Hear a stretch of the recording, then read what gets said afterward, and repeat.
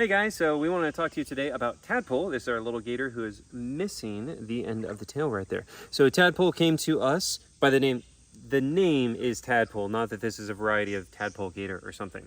This is a normal alligator, because people have asked that in the comments, by the way. So this is a normal alligator that is missing the end of the tail, and we don't know what happened there. I would assume it was an injury when this was a little tiny hatchling, like a couple of months old. That is speculation, but that is a pretty good assumption. So it probably got bit off by like maybe a heron, another alligator. It could be a snapping turtle, who knows? But something happened. Or maybe it could have even hatched out of the egg like this. For all we know, it could be a developmental issue. But I think from the look of it, the way it looks healed, I would think it was from an injury. Now, so this alligator came to us as a nuisance gator. And yes, it was a nuisance because it was going up to people who were fishing and trying to steal the fishing lures and steal the fish and things like that, which is, not good for the alligator or for people, Now, with this disability right here, it is unlikely that this alligator would survive in the wild to adulthood. When they go to swim, they mainly use their tail, and they tuck the arms and legs against the body and mainly use the tail. And especially as they get larger, it's going to be a lot more difficult for this animal to be able to hunt larger prey and then also compete with larger alligators. I want to try to demonstrate this swimming I'm talking about. So I'm going to drop her. We're saying her. We don't know if it's a male or female actually, but we're just going with her. It's a little too small to tell. Let's see. You going to swim? Nope, you're going to walk. So that's walking on the bottom. And it's like this little gator already knows it has to do that. I'm going to try again for the swim. There it is. You see? See how useless that is?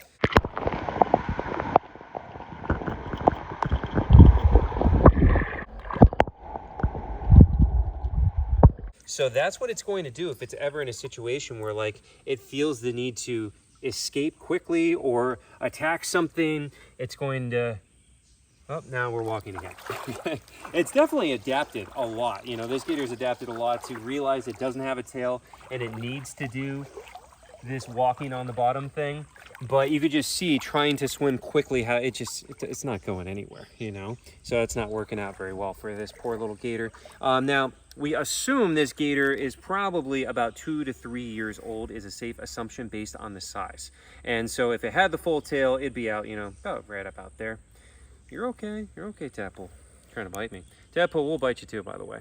And an alligator of this size, it's not going to kill you, obviously, but it'll definitely hurt. And if it got you in a bad spot and you weren't really paying attention, it could take a good chunk out of you. Can't really death roll very well, missing the tail. The tail is really instrumental in the death roll, so I'm not even sure. We tried to get her to death roll before with the turkey leg, if you guys saw that short video we did, and she totally tucked her arms and acted like she was going to roll but didn't actually do it. So I don't know if she could even really do the roll without the tail, but either way, we have our bigger gators back here. Okay, so we have a lot of people asking whether or not Tadpole is going to be able to live with Bella and Big Mac, even currently, and absolutely not currently.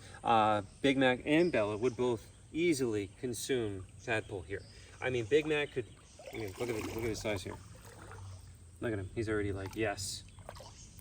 Now, Tadpole can't see, like down at that angle, so don't worry, we're not like needlessly scaring Tadpole. If Tadpole was freaking out, it would be very obvious. Totally relaxed right now, so don't worry, we're not, trying to scare poor Tadpole here. Tadpole is oblivious to the danger going on right now, okay? But you could just see, size comparison wise, that Tadpole can literally be swallowed whole by Big Mac right now without even having to crunch him up or anything. So yeah, we're not going to obviously let that happen. Now, if Tadpole were given the chance to grow, how long would it take? People ask, will Tadpole end up going in with Bella and Big Mac as she gets older? And it's like, that's not even a question on our radar because that's at least like a decade away probably. That's going to take a long time. Again, we don't know the age of Bella or Big Mac. There's no way to tell an alligator's age by simply looking. Smaller alligators, you can make a decent estimate. When they're under 4 feet, you can make a decent estimate like I just did. Probably this one's probably about 2 to 3 years. But once you're an adult like that, we have no idea. Especially because she doesn't have a tail, so even when she's 6 feet, she's still going to be Yeah. 4 feet? Yeah. 3 Even feet? when she should be 6 Right, feet. Yeah. right. Or no, even less. I mean, it's a lot of tail there. So when we look at them, we actually have no idea what their age is too. So that's a big one we talk about a lot. There's no way to tell the age. Like Big Mac there, he could be 25, he could be 55. We have no idea. Bella might be older than Big Mac because Bella's a female. Bella could literally, Bella could be 70 years old and Big Mac could be 20. And we don't have a clue. There's no way to tell. You really don't have any idea. Look at him over there, trying to eat leaves or something. But anyways though, so let's say fast forward, whatever, 20 years from now, and Tadpole has grown to be the same size as one of them, just minus the tail. Would we put Tadpole in with them at that point?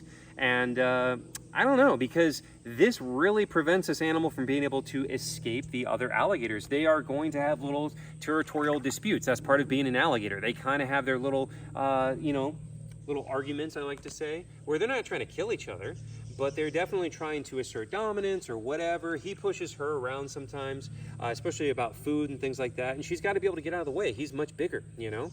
And so it's not that she's in danger as long as she can move, but if you can't move, you can be seen as weak. You can be seen as prey. And that would be my concern with this animal, is that, like, it's pretty clear, you know, it's not going to be able to locomote effectively in the water, and that could be perceived. Look at him pushing her. Yeah, he's pushing her out of the way right now. You know, and she's doing the baby sound at him, like, hey, leave me alone. But yeah, I mean, that's a good example right there. So without the ability to properly swim, you're okay. It's okay. Tadpole heard the vocalization and got scared. You see that? You're fine. You're fine. Nobody's gonna eat you. Okay. But yeah. So without having a tail to be able to effectively swim, I don't think this animal would be able to flee to protect itself if it needed to. And I wouldn't do it, is what I'm getting at. That's where I'm saying in a very long way. The answer is no. I would not put this animal in with something like Big Mac. Maybe if it was other alligators, like of the exact same head size, you know, maybe it would work. You don't think by then we're gonna have a bunch of tailless alligators? They could all live together? Yeah, literally. Well, here's the other problem, okay? Social skills are learned. It is not instinctual. This is a big one. And you got to think about that for a second. Social skills in alligators are learned. They are not instinctual. People assume that an alligator knows how to be an alligator with other gators. They don't. They have to learn socialization by being around other alligators and growing up around them, just like a person does. Somebody who's been in solitary confinement is going to be a weirdo. This animal is going to be in solitary confinement for its own safety because it can't defend itself at all. So this animal will grow up by itself, and it will be difficult to introduce it among other alligators down the line. It's kind of unpreventable in our situation right now too, because we're not trying to take on baby alligators. You know, we specifically said we wouldn't because most of the time they're not nuisances. This one was special and they got permission because of the injury. Well, it was a nuisance, and then the trapper has the choice as well. The trapper can choose whether or not they want to relocate the smaller alligator. If a trapper wants to kill a 4-foot gator and get the head and sell it, they're allowed to. But they are given the choice. If it's under 4 feet, they can relocate. Over 4 feet, it's illegal to relocate in Florida. So what I'm trying to say is, we would not want to force a normal alligator that could normally be relocated to live the rest of its life in captivity if it could have the choice to be in the wild. Right. You know, if we had our choice, we would be able to release nuisance gators back out in the wild, and that's just not legal. It's not available. So that's why this gator, Tadpole, will grow up likely alone unless we suddenly get a new gator that is also missing its tail or also has some sort of injury or something like that. But am I saying that right? You get what I'm saying? Yeah. Yeah. Okay. I feel like I'm like tripping over my words. No, but I'm trying I get what you're saying. Yeah. So that being said, Tadpole will probably grow up alone and probably will lack proper social skills to interact with other alligators, making it impossible to introduce as an adult animal with no social skills among other adults. And now the next question is, will she be sad by herself? No, they're pretty happy. I mean, we don't see any signs. There's no indication of depression, of being upset, of being sad because they're alone. And what has happened, I've seen this multiple times. People keep a baby alligator as a pet in an aquarium. They keep it for several years. It does not develop any socialization skills. And then they go, I have known several people who've done this illegally. They go and they release it illegally into the wild with other alligators. It is immediately killed. It doesn't live more than a week. Or other facilities. Or, well, that's what I was about to say next.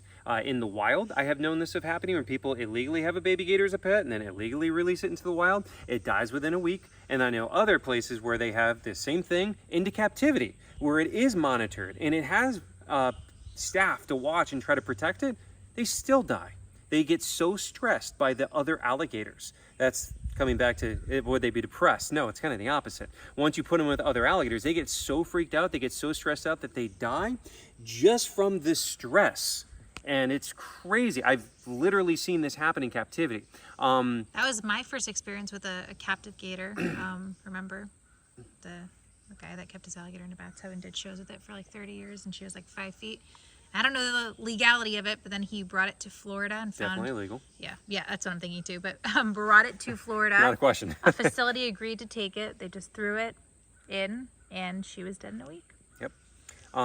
My personal experience with this was with the gator saw. If you guys remember, this is going way back. But so I think it was 2014 is when, I'm pretty sure that's when we first got saw. Was an alligator that came from Missouri and was kept alone by itself, had severe metabolic bone disease. We named the gator Saw because the face literally looked like a saw blade. Instead of being elongated, it was totally flat and rounded, and the teeth stuck out instead of down like they're supposed to. Severe metabolic bone disease. And then I was basically the only person taking care of that alligator, and we put it in with other gators, and it was so stressed. And it was like multiple times that gator, like I thought it was dead, or I thought it was going to die within the week or something. And that one did survive, barely. But it still had no social skills. It did not know how to interact with the other alligators whatsoever. And even years later, it still didn't know how to interact with the other alligators. And they would still bully the crap out of it. And it just didn't know what to do. It didn't know how to be an alligator. You know, so again, that's something that they do have to learn. So I don't think that we'll ever be putting this gator in with other alligators unless we get other small gators that we can socialize it with and grow up with, blah, blah, blah, like we just explained. But we're not going to force another alligator to live in captivity if we don't have to. You know, we only want them in captivity if it is a last resort.